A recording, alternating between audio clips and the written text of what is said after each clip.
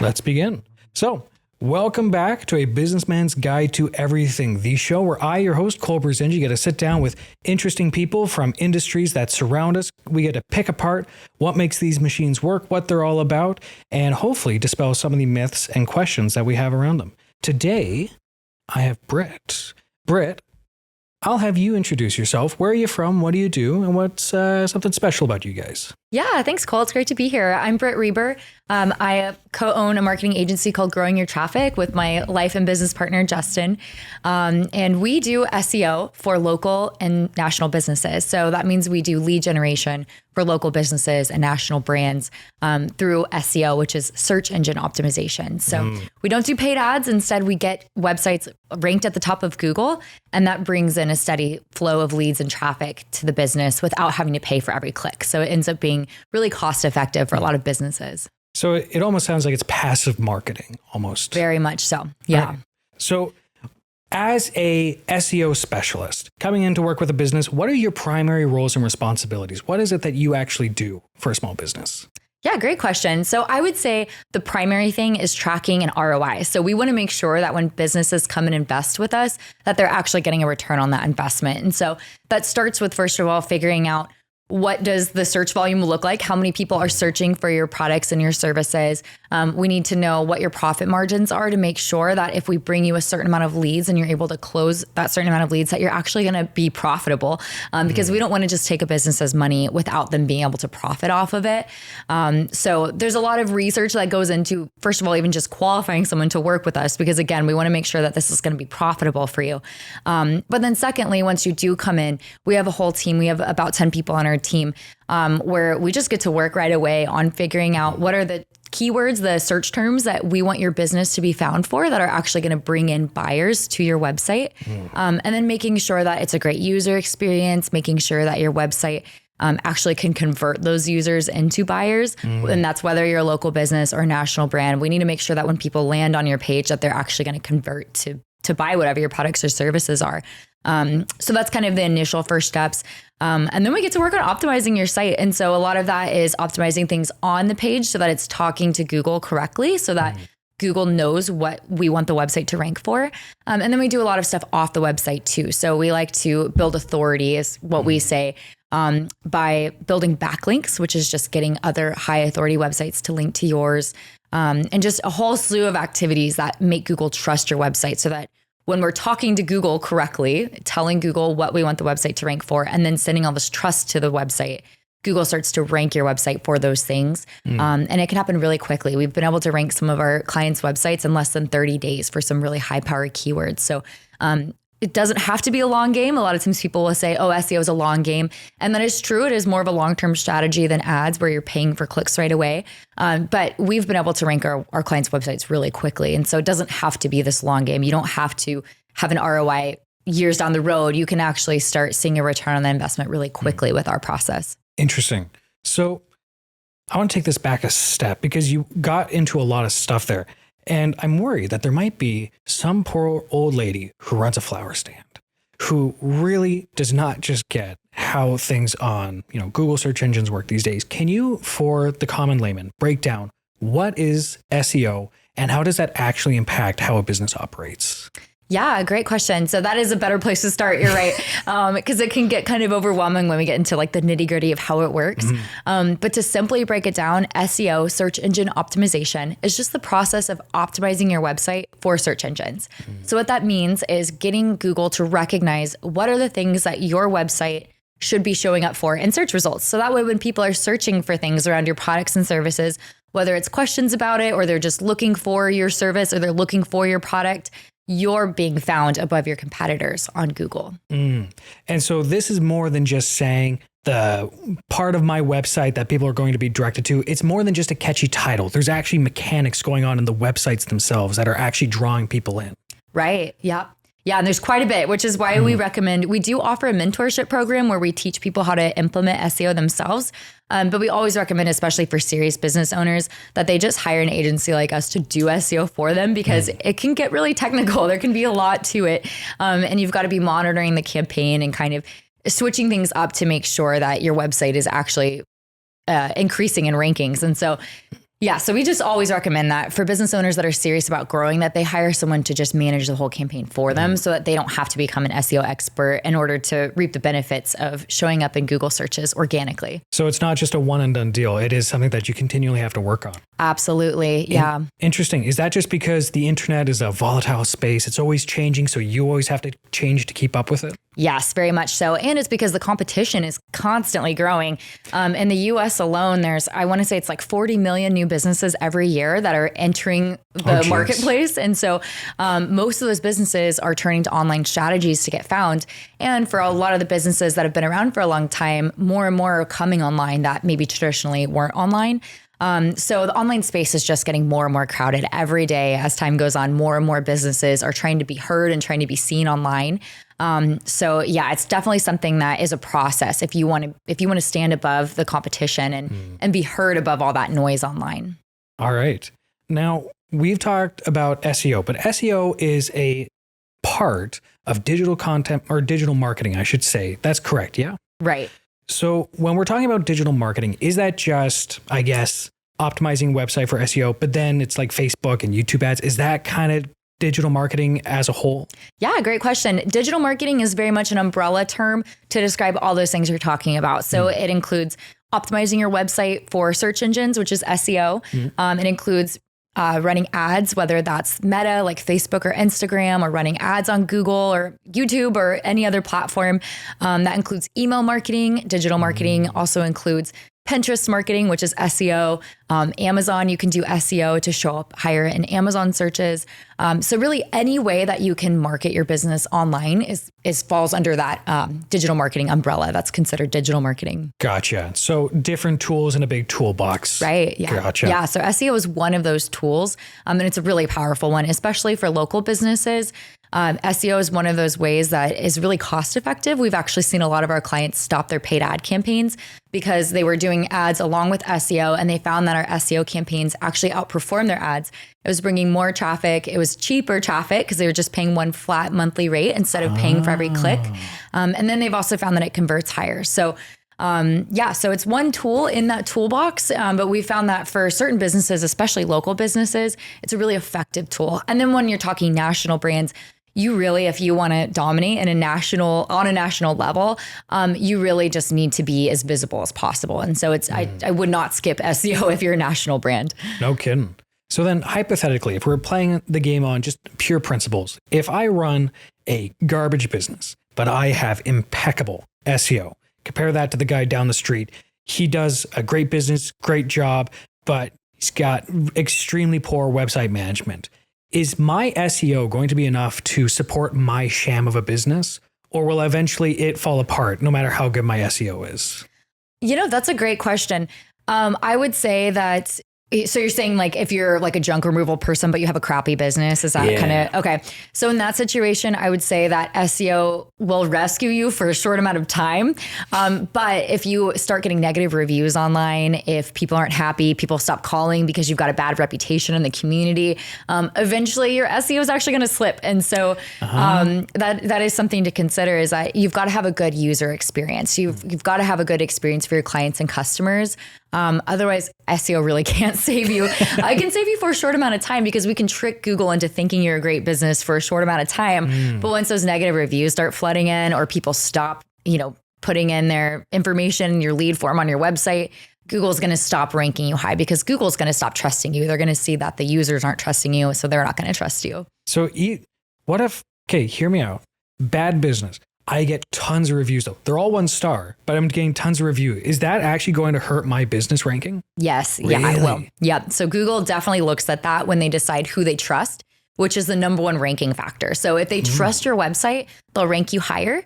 And when you get a bunch of 1-star reviews, Google doesn't trust your website as much. So you're going to lose those rankings. It's a sophisticated system. Yeah. Wow. So, then how about this? I run a small business. And you know what? We're in our first year. We're doing okay. We're meeting our ends, but we don't quite have enough to go out there and just bring on a whole specialist. Or maybe I'm just antsy, but I want to get my SEO improved a little bit. What is something that I, as the common layman business owner, what can I do to improve my SEO? Ooh, great question. So I actually teach a webinar on this. I teach a workshop called SEO Traffic Secrets, where I like to teach my 3 secrets of how you can actually start implementing SEO yourself with just an hour or 2 a month. So if you're that person that you don't have the budget yet to hire a team to go and do this for you, you can start by implementing these 3 tips, and I'll kind of run through them really quickly. So this is kind of a shallow answer for it. But I do actually offer a PDF download of these 3 steps. So if you want to go further into this, you can download my PDF at growingyourtraffic.com/unlimited traffic. So growingyourtraffic.com/unlimited traffic. You can download this PDF that goes through these 3 steps. But number 1 is you've got to talk to Google. So your website has to communicate to Google what you want to rank for. So our team goes really deep into this. There's a lot of metrics you can get into on competition and search volume and all these other data points that we look at. But if you're a small business owner and you are just trying to get started with getting Google to recognize your website, I recommend just going to google.com and typing in your products or services.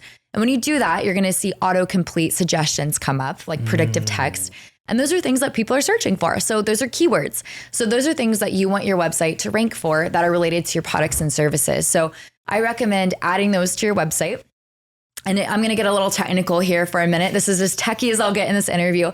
But a practical thing that you can do with those keywords is take one keyword that you want to be found for and create a web page or blog post that's going to target that keyword. So one keyword, one web page. Web page and blog posts are the same to Google. Then take that keyword and put it in these 3 places on your page or your post: your H1 header tag, your meta title, and your meta description. So when you put that keyword in those 3 places, it sets up a crystal clear communication channel between your website and Google. And it tells Google that this is what you want this page to rank for. So that's my first tip, is make sure your website is talking to Google correctly. And that's how you can set up your website to talk to Google. So kind of techie. Going into the next 2 points, they aren't quite as techie. Number 2 is fresh content. Just be publishing fresh content on your website on a regular basis that shows Google that you're relevant, you're up to date, you're here, you're engaging, and they actually want to promote you when you're publishing fresh content. So whatever that looks like, it can be tips, news, resources, reviews, case studies. It could be a number of things. You can answer questions that people frequently ask about your products, your services, your industry. But just publish regular content on your website at least once a week. And that shows Google that you're relevant. So that's secret number 2. And then secret number 3, this is what I call my number 1 traffic hack. And that is that you need to get Google to trust your website. So if you want massive traffic and leads, you have to have massive trust. And so the way to do that is to get a bunch of websites to link to yours. We call them backlinks. And all it means is that another website has linked to your website, and that passes trust from that website to yours. Interesting. Yeah. So that's my number 1 traffic hack. Focus on getting at least 1 high quality backlink every month. We do much more than that for our clients, much more than 1.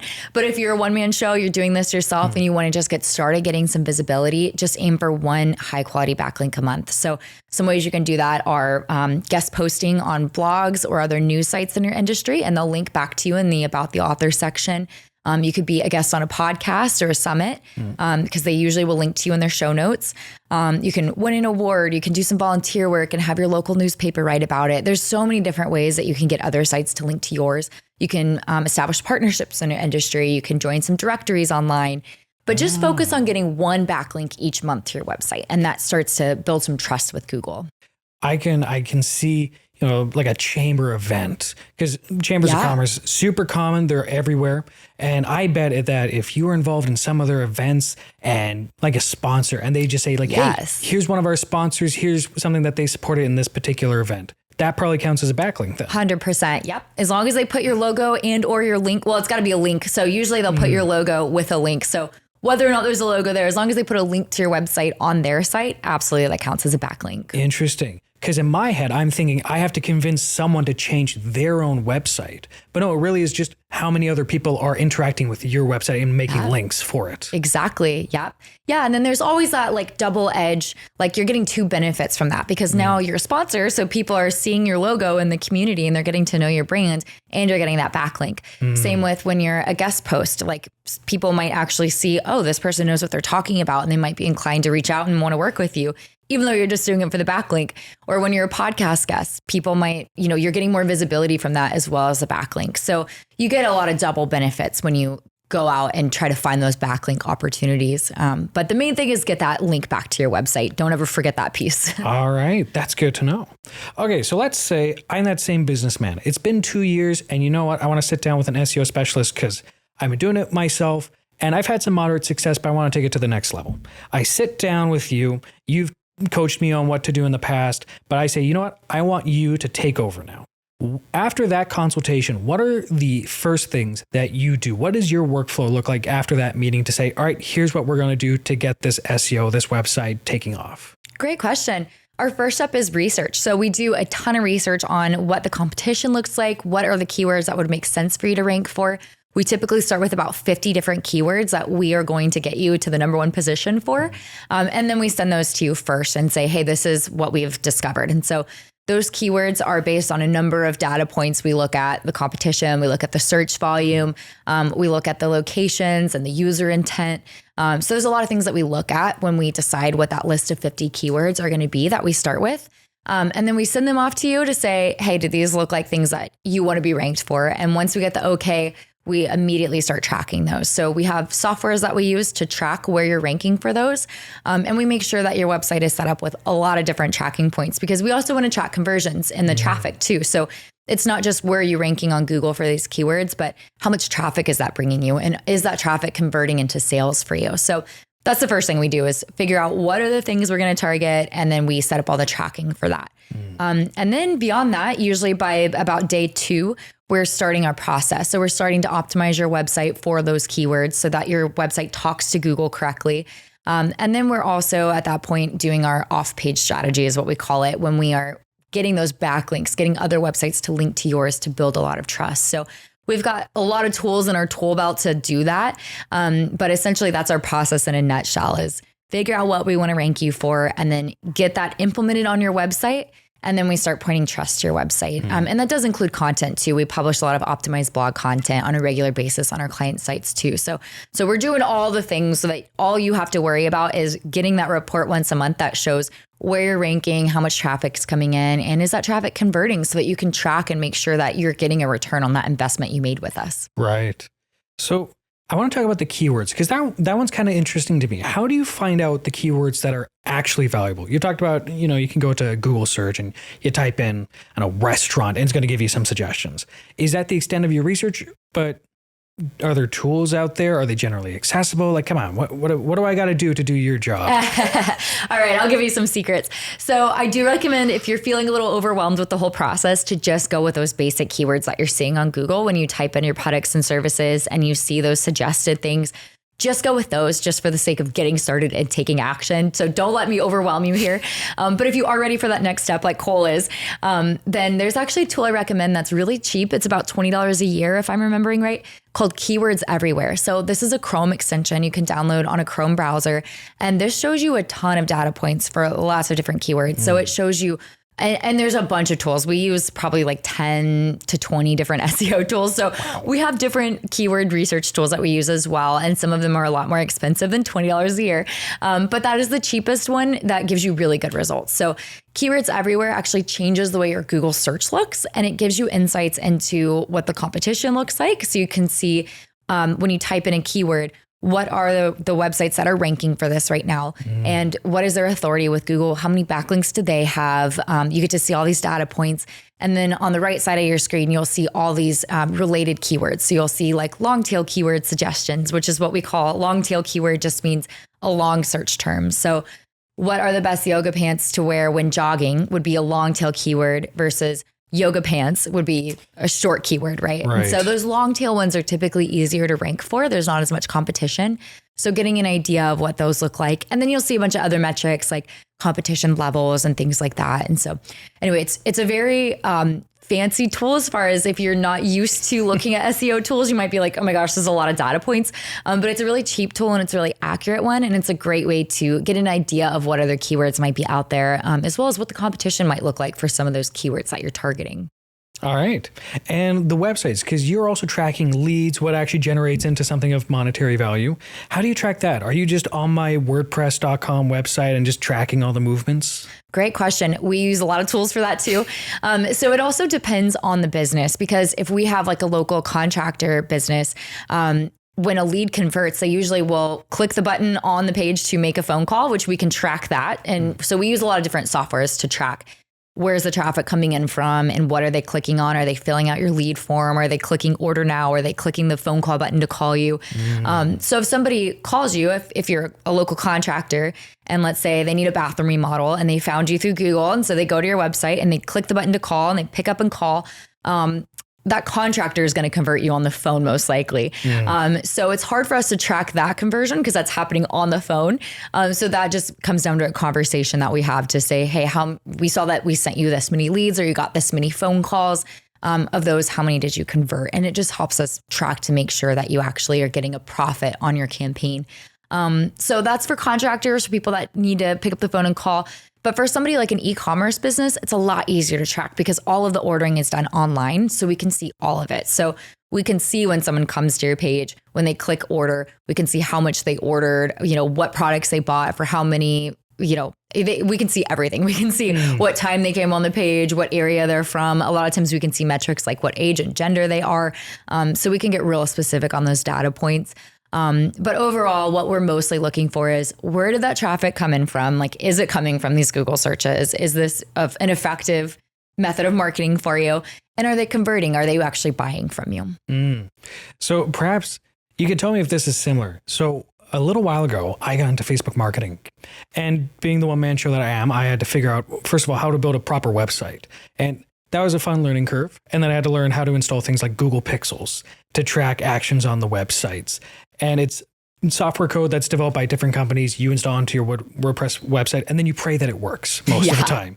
Is it kind of similar to that thing where you're installing code onto websites and that's how you're pulling that data often? Yep, 100%. And we do use a lot of free Google tools. So Google Analytics and Google Search Console are the two tools that are free that use the Google Pixel. And I 100% recommend that you have both of those on your website, no matter what kind of marketing you're doing, because it just gives you that insight into what's happening, what's going on. And then you can set up like custom tracking through that as well. So I won't get into all the tech for that. We actually have a web developer in our team that does most of that for us. So a lot of times it's just us saying, all right, time to set up this site. And then our developer goes in and does it.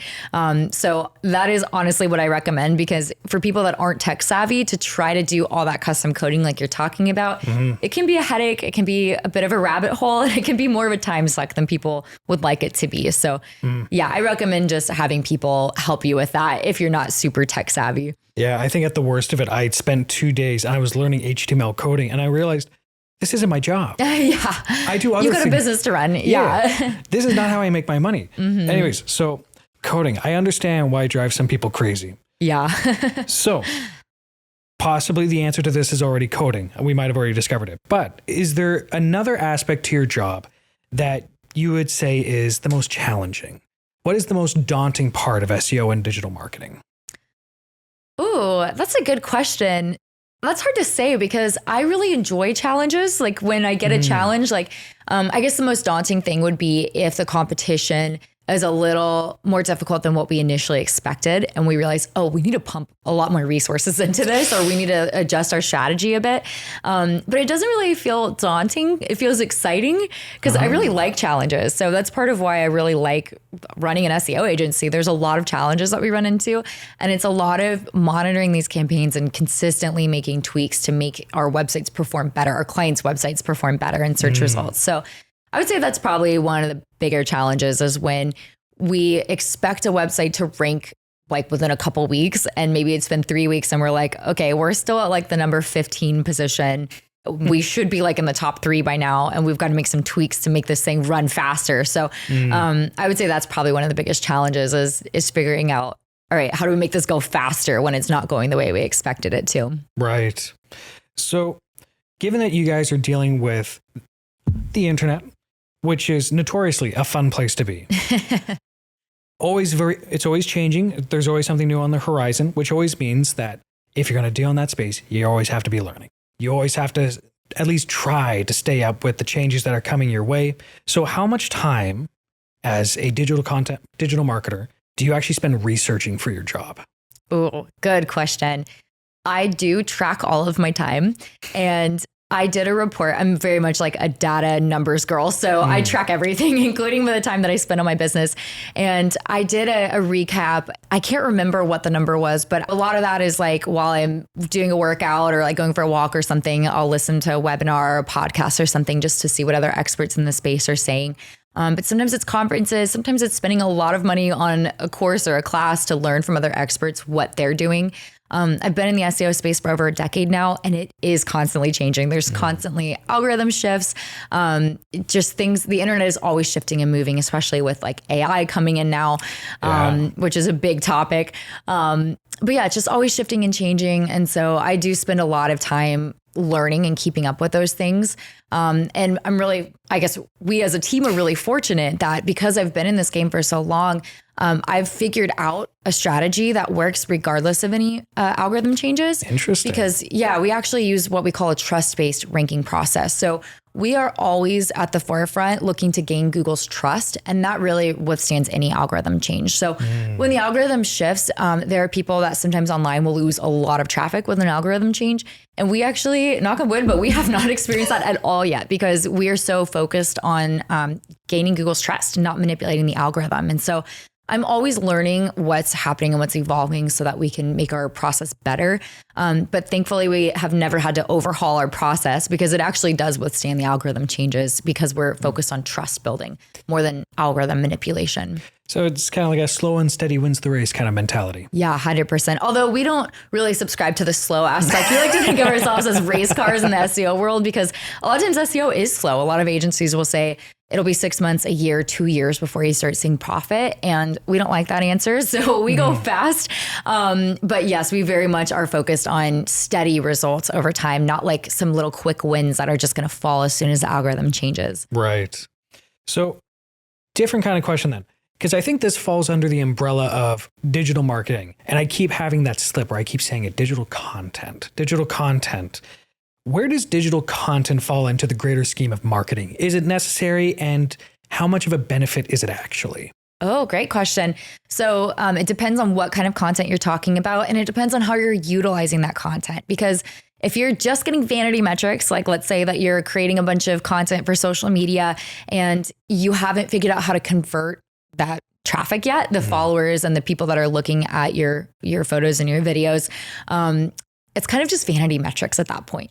So that might be kind of a waste of time for you if you aren't actually converting that traffic into buyers. So for us in SEO, we do a lot of content marketing on the website because, like I said earlier, Google really likes fresh content. It shows that you're relevant, you're up to date, you're engaging.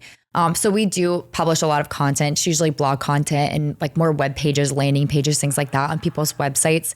But at the end of the day, I would say to always make sure your content is purposeful because your content can end up becoming a bit of like a hamster wheel. Like I think a lot of us are on this content creation hamster wheel where it's like, just got to make more content. But if that content's not actually serving you a purpose, if it's not engaging your readers or your followers, if it's not converting people into leads or into sales, it can kind of just be this like endless content game for nothing. So I would say at the end of the day, as far as content goes, as long as your content is purposeful and it's actually creating a result for you, it's moving you closer to your goals, then like create as much content as you can. But if you're just creating content because you were told you're supposed to do that, or you're just publishing content because you think that you're supposed to do it, and it's not actually helping anyone or serving anyone, it's not bringing you closer to your goals, I would say you could throw that out the window. There's so many other ways to generate leads. So if your content is not generating leads for you, tweak it or throw it out and pick a new lead generation strategy. All right. So this might be our last question then before we close out today. But your job, certainly a lot of administrative points, a lot of data that you got to work with, but also seems like there's a certain creative aspect to it. You got to be able to fall into a creative mindset to think of all these new ways to market what are probably, sometimes difficult businesses to market, especially if you're like a restaurant. How do you market a restaurant when there's a million other restaurants in town? So your job, would you say it's primarily creative, administrative? And if it's both, how do you balance that? Yeah, great question. So when it comes to the operations of our team, I would say it's a little bit of both because there's a lot of creative stuff. There's a lot of problems that need to be solved. And you're right that there's a lot of creative aspects, like thinking about, okay, what is user intent here? Or, if a user searched this, would they be happy to find this website at the top of Google, or are they looking for a different answer? And so we really shouldn't be targeting this keyword. So there's a lot of creative aspects to that. But then there's also just a lot of, like I said, data points. So it's a lot of analytical stuff, which I guess would fall more under that admin umbrella, because it's really looking at, where are the results, let's make sure that we're on track with all of the activities we need to be doing to be gaining trust with Google with this website. So I would say it's a balance. It's a little bit of both. All right. Well, Britt, thank you for sitting down with me for this half hour. Yeah, this has been fun. Thanks for asking great questions. I feel like I have sincerely learned some stuff. Good. So, I hope it wasn't too technical. I can get a little too techie sometimes. So I hope it's easy to swallow. For anyone that's listening that does want to go further into doing SEO on your own website, again, growingyourtraffic.com/unlimited traffic. That will give you my guide to those 3 steps to get unlimited traffic from Google. It's just my 3-step process that you can rinse and repeat over and over again. So hopefully that helps, because sometimes hearing it feels a little overwhelming. So hopefully having it on PDF is helpful. But yeah, and then if you're overwhelmed about trying to do it yourself, just go to growingyourtraffic.com and just schedule a call with our team. We'd love to chat with you about how we can just do it for you. So actually on that point then, do you only service in Whatcom County, or if someone from Nashville, Tennessee, they wanted your work, could they come to you through the website? Oh, absolutely. Yeah. We do national brands. So we do have clients all over the US. And we actually have some clients in Canada and other countries as well. But then also we do have local businesses too. So whether you're a local business or a national brand, we can absolutely help you get more leads through Google. Brilliant. All right. Well, that's been Britt. Thank you guys for tuning in today. We have another episode with Britt Reber in the future, so come back for that. In the meantime, you guys have a good afternoon, and we'll see you later. Bye. Bye. Thank you.